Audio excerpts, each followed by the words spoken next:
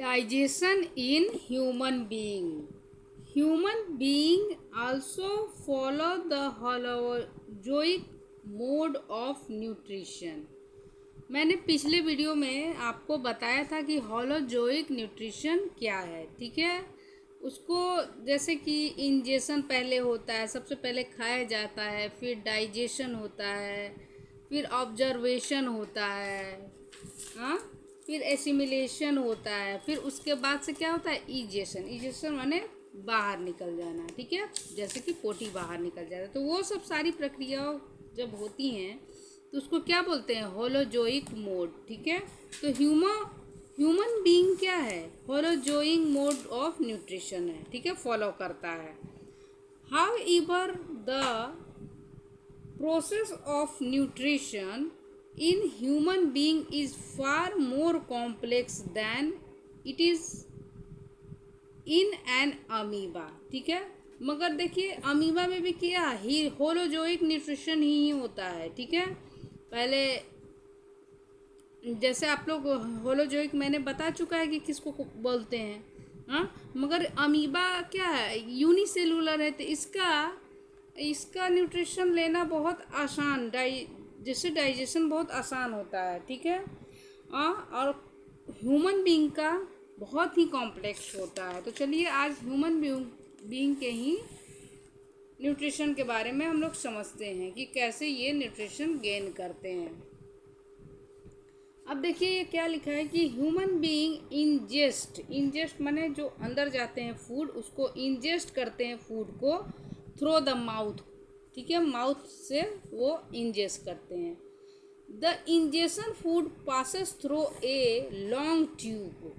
एक जो खाना हम लोग खाते हैं वो लॉन्ग ट्यूब से पास होता है, हाँ, और स्टमक तक ये जाता है, ठीक है। स्टमक से होते होते स्मॉल इंस्टेटाइन, फिर लार्ज इंस्टेटाइन, फिर एनस तक पहुंचता है, ये यही लिखा है, ठीक है। This tube is called alimentary canal और डाइजेस्टिव ट्रैक्ट, ठीक है।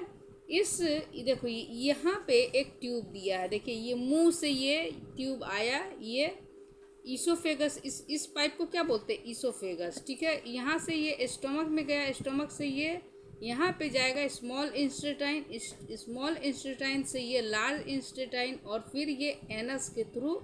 तो ये एक लंबा पाइप है, इस पाइप को ही क्या बोलते हैं, एलिमेंट्री कैनाल या डाइजेस्टिव ट्रैक्ट बोलते हैं।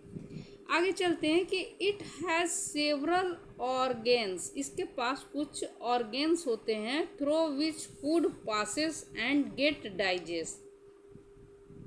और इसके देखिए इसके पास कुछ ऑर्गेन्स होते हैं जो पास कराते हैं और उसको फूड को पास कराते हैं और डाइजेस्ट भी करते हैं। The alimentary canal together with it organs and gland from digestive system, ठीक है। डाइजेस्टिव सिस्टम किसको बोलते हैं कि एलिमेंट्री का कैनाल ये पूरा हो गया, ठीक है। और ये खाना देखिए खाना कैसे पचता है, डाइजेस्टिव जूस इसमें देखिए लीवर से निकलता है, पैनक्रियास से निकलता है, तो ये सब साथ में मिला के उसको क्या डाइजेस्टिव सिस्टम बोलते हैं, हाँ। एलिमेंट्री कैनाल तो हो ही गया, लीवर भी हो गया, पैनक्रियास भी हो गया सारा, और एक और चीज़ होता है वो भी सारा हो गया, तो सारा चीज़ मिला के क्या होगा, डाइजेस्टिव सिस्टम इसको बोलेंगे। The organ in our digestive system, हमारा ऑर्गेन में ये देखिए डाइजेस्टिव सिस्टम में क्या आता है, माउथ आता है, ईसोफेगस, स्टोमक, स्मॉल इंटेस्टाइन, फिर लार्ज इंटेस्टाइन होता है, रेक्टम एंड एनस। समझ गए आप लोग। The digestive gland secret digestive juice, ये डाइजेस्टिव ग्लैंड जो होते हैं वो क्या सीक्रेट करते हैं, डाइजेस्टिव जूस सीक्रेट मतलब निकलते हैं, कंटेंट एंजाइम, और डाइजेस्टिव जूस में क्या होता है, एंजाइम होता है। The digestive gland are salivary gland, ठीक है, जो हम लोग लार बोलते हैं ना, डाइजेस्टिव ग्लैंड जो मुंह में हमारे डाइजेस्टिव ग्लैंड होता है उसको हम लोग लार बोलते हैं, हाँ। और उसी उसी में सलाइवरी ग्लैंड से ही निकलता है। अब देखिए पैनक्रियाज होता है जो पेट के नीचे होता है। एंड लीवर, ये देखिए ये इतना बड़ा लीवर है। ये सब क्या है? ये सब डाइजेस्टिव ग्लैंड है, ठीक है। और ये डाइजेस्टिव जूस सिक्रेट करते हैं और उसमें क्या होता है? एंजाइम होता है जो हम लोगों का खाना पचाता है आसानी से, ठीक है। Digestion of food take place with the help of chemical substance called enzyme। जो भी डाइजेशन, फूड का जो डाइजेशन होता है वो केमिकल सब्सटेंस से वो पचता है, ठीक है। उसको क्या बोलते हैं? एंजाइम बोलते हैं। Speed up the rate of chemical reaction. और केमिकल रिएक्शन जो होता है वो स्पीड, उसका रेट क्या होता है? स्पीड से ही होता है। The enzyme themselves remain unchange during these reaction.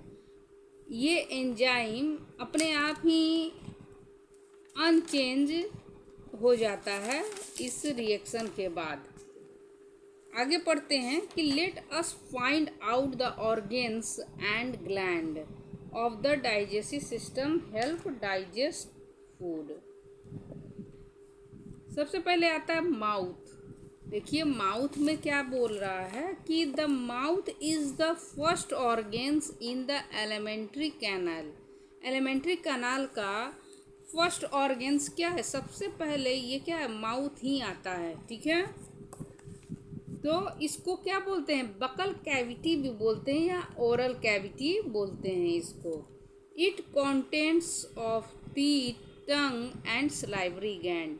Mouth में टीथ होता है ना, टंग होता है और सलाइवरी ग्लैंड। साइड में, आपके गाल के साइड में 2 सलाइवरी ग्लैंड होते हैं, उसी में से लार यानी कि थूक निकलता है।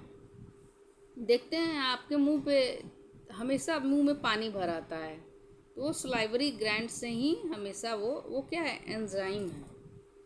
Digestion begin in the mouth. Digestion mouth में ही स्टार्ट हो जाता है। व्हेन वी च्यू फूड, जब हम लोग खाना को चबाते हैं तो डाइजेशन माउथ से ही स्टार्ट हो जाता है। The tongue, jaw and teeth work together mechanically break and food down into small pieces.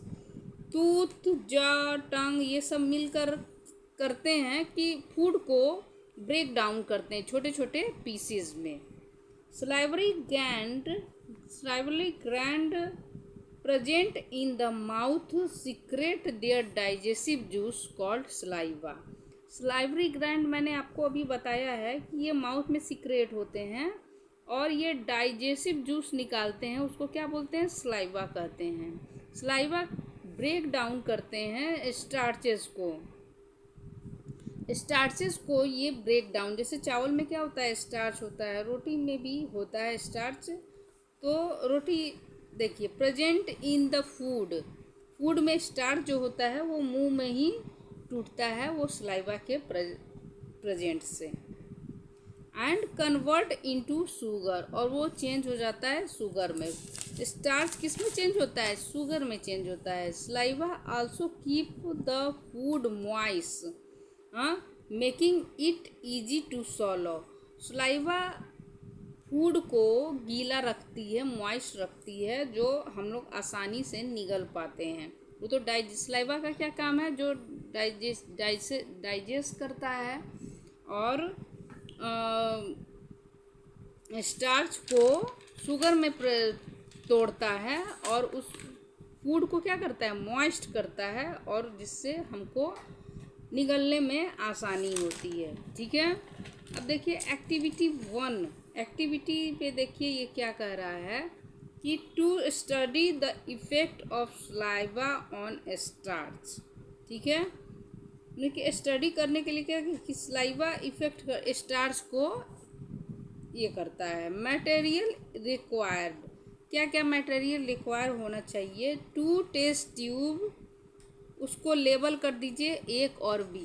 2 test tube होगा उसको लेबल कर दीजिए ए और बी। कुक्ड राइस इन बाउल, और राइस पके हुए राइस को आप ले लीजिए, ठीक है। वाटर, रोज़ आपको बनता ही है वाटर। तो फिर क्या होता है कि डाइल्यूट और वाटर ले लीजिए, और डाइल्यूट आयोडीन सॉल्यूशन, और एक टी स्पून, एक चम्मच ले लीजिए और एक ड्रॉप ले लीजिए। प्रोसीजर्स क्या करना है कि put on teaspoon of cook rice in test tube A, ठीक है। देखिए, एक टी स्पून कुक राइस में पके हुए राइस को ट्यूब ए में डालिए, और take a teaspoon cook rice from b bowl में। देखिए, दो बीकर्स, दो क्या होता है, दो ट्यूब्स होते हैं, दो ट्यूब्स में क्या डालिए, दोनों में चावल डाल दीजिए, एक एक टीस्पून, ठीक है। और उसके बाद क्या कीजिए कि put this chew paste inside test tube b. देखिए, आपको मैं समझाती हूँ कि ये देखिए, ये दो टेस्ट ट्यूब हैं, ठीक है। अब एक में चबाया गया चावल डालिए, पका हुआ चावल आपको ले लिए, एक में चबाया गया चावल 1 चम्मच डालिए, और एक में ऐसे ही डाल लीजिए, ठीक है। तो आप क्या उसमें, उसके बाद से इसमें भी आयोडीन डालिए और इसमें भी आयोडीन डालिए। तो आयोडीन आप डालिएगा तो देखिए, जिसमें शुगर, जिसमें स्टार्च होता है, देखिए आप चबाए, ये बी है, इसमें चबाया हुआ चावल है, और इसमें बिना चबाया हुआ चावल है। तो चबाए हुए चावल में स्टार्च नहीं होता है, तो ये जो कहते हो जाएगा, ठीक है। और मगर इसमें अगर आयोडीन डालिएगा तो आयोडीन से रिएक्शन करके स्टार्च ब्लैक या ब्लू कलर का, ये कलर इसका चेंज हो जाता है, ठीक है। और फिर इसमें कोई चेंज नहीं होगा। अब फिर नेक्स्ट वीडियो में मैं आपको बताऊंगी, तिथ आगे चलेंगे, ठीक है। थैंक यू बच्चों।